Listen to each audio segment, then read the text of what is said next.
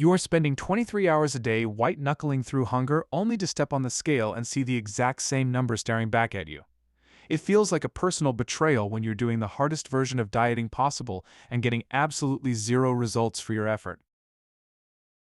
Most people think that eating just one meal a day is a magic weight loss spell that lets you eat whatever you want without consequences. But if you are stuck in a plateau or actually gaining weight on OMAD, you are likely falling into one of the hidden traps that stop fat burning in its tracks. Today, I am going to peel back the curtain on why your body is holding onto fat despite your long fasting windows. We are going to look at the real science of metabolic adaptation, insulin resistance, and the sneaky ways calories crawl into your day. By the end of this video, you will have a clear 4-step plan to kickstart your progress and finally make that scale move again. Let's start with the biggest myth in the intermittent fasting world, which is the idea that fasting gives you a free pass to eat infinite calories. I have seen so many people sit down for their one meal and treat it like a competitive eating challenge at a local county fair. They think because they waited 23 hours, they can pack in 3,000 calories of pizza, wings, and soda in 60 minutes. But here is the cold hard truth that your metabolism does not care about your feelings or how long you waited to eat. If your body only needs 2,000 calories to function, and you eat 2,500 in one sitting, you are still in a surplus. Your body is incredibly efficient at storing energy, and it will happily tuck those extra 500 calories away as fat for a rainy day. It is even easier to mess this up when you consider hidden liquid calories that people often forget to count during their meal. A large glass of sweet tea or a specialized coffee drink can easily add 400 calories to your meal without making you feel full. Those creamy sauces and extra helpings of salad dressing are also secret agents working against your weight loss goals every single night. If you are stuck, I want you to try the 3-day tracking challenge, where you write down every single gram of food you put in your mouth. You might be shocked to find out that your one meal is actually 2 or 3 meals worth of energy packed into a single hour. Beyond just the amount of food, we have to talk about the quality of what you're putting on your plate during that window. If your one meal consists mostly of ultra-processed foods like white bread, pasta, or sugary desserts, you are setting yourself up for failure. These foods cause a massive and rapid spike in your insulin levels, which is the primary hormone responsible for storing fat in your body. When insulin is high, your body is physically incapable of tapping into its own fat stores for energy because the doors are locked shut. Think of it this way. 1,500 calories of ribeye steak and roasted broccoli impacts your hormones very differently than 1,500 calories of fast food. The steak and fiber-rich veggies keep your insulin stable and provide the building blocks your body needs to maintain your hard-earned muscle. The processed carbs trigger a massive insulin surge that leaves you feeling shaky, tired, and ravenously hungry just a few hours later. This is the processed carb trap that makes fasting the next day feel like an absolute nightmare instead of a natural transition. Focusing on whole foods first ensures that you get the nutrient density required to keep your hormones happy and your hunger signals quiet. We also need to address the elephant in the room, which is chronic insulin resistance that many people bring into their OMAD journey. If you have spent years eating a high-sugar diet, your cells might have become deaf to the signals that insulin is trying to send them. This means your body has to pump out even more insulin to get the job done, keeping your fat-burning furnace turned off for longer periods. Healing this metabolic damage is not something that happens in a week or two of doing one meal a day for your health. It takes time for your body to regain its sensitivity to hormones and start trusting that it doesn't need to store every single calorie. One simple trick backed by science to help with this is taking a tablespoon of apple cider vinegar in water before your big meal. Studies show that the acidic acid in the vinegar can blunt the glucose spike of your meal, meaning less insulin is needed to process it. It is a small hack, but when you are fighting a stubborn plateau, every little bit of metabolic help counts toward your ultimate success. Another reason you might be failing is something you probably wouldn't expect, and that is the hidden impact of chronic stress and cortisol.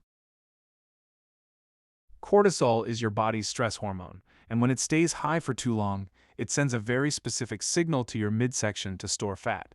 If you're working a high-stress job, not sleeping enough, and then adding the stress of a long fast, your body might be in panic mode. It thinks there is a famine or a threat nearby, so it slows down your metabolism to protect your vital organs and keep you alive. Fasting itself is a healthy stressor, but if your bucket of stress is already overflowing, OMAD can actually backfire on your weight loss. If you notice your belly fat is staying put while your arms and legs get thinner, high cortisol is likely the primary culprit you need to fix. You might find better results by moving your meal earlier in the day to align better with your natural circadian rhythms and sleep cycles. Eating a massive meal right before bed can disrupt your deep sleep, which is the time when your body does the most fat burning. Try taking a 30-minute walk after your meal instead of sitting on the couch to help lower your cortisol and manage your blood sugar. This low-intensity movement tells your body that you are safe and helps shift your nervous system into a state of rest and digest. Let's talk about the protein gap, because this is where a lot of OMAD followers lose their way and end up losing muscle instead of fat.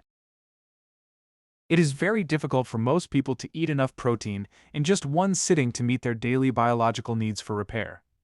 If you aren't hitting your protein goals, your body will start breaking down its own muscle tissue to get the amino acids it requires. Since muscle is metabolically active tissue, losing it means your metabolism slows down, making it even harder to lose weight over time. Protein also has a high thermic effect, meaning your body burns a lot of calories just trying to break it down and digest it properly. You should be aiming for roughly 1 gram of protein for every pound of your target body weight to protect your metabolism and stay full. If you find it impossible to eat that much in one meal, you might need to expand your window to 2 hours to fit it all in. Adding resistance training like lifting weights or bodyweight exercises is the secret sauce that tells your body to keep the muscle and burn the fat. Even 2 days a week of lifting heavy things can change your hormonal profile and make your OMAD routine much more effective for fat loss. As you lose weight, your body will eventually try to adapt by lowering its basal metabolic rate to match your lower energy intake. This is a survival mechanism that leads to the dreaded plateau where you feel like you are doing everything right, but nothing is changing. You can beat this by using a refeed strategy where you intentionally eat more calories 1 or 2 days a week to signal to your thyroid. Think of it like a metabolic reset that tells your brain that food is plentiful and it is safe to keep burning through your stored energy. You can also shake up your routine by switching from OMAD to a different fasting window or trying a slightly longer 36-hour fast. The human body is an adaptation machine, so if you do the exact same thing every single day, it will eventually find a way to stall. If you view a plateau as a sign that your body has successfully adapted, you can approach the fix with curiosity instead of pure frustration. To get things moving again, I want you to focus on a simple 4-step action plan starting tomorrow morning to change your results. First, make sure you are hydrating with water and plenty of electrolytes throughout the day to keep your energy levels and minerals high. Second, aim for at least 8,000 steps daily to keep your NEAT or non-exercise activity thermogenesis at a level that burns fat. Third, prioritize 7 to 8 hours of high-quality sleep, because weight loss actually happens while you're dreaming, not while you are fasting. Finally, make sure your one meal starts with a massive pile of protein and fiber before you even think about touching any refined carbohydrates.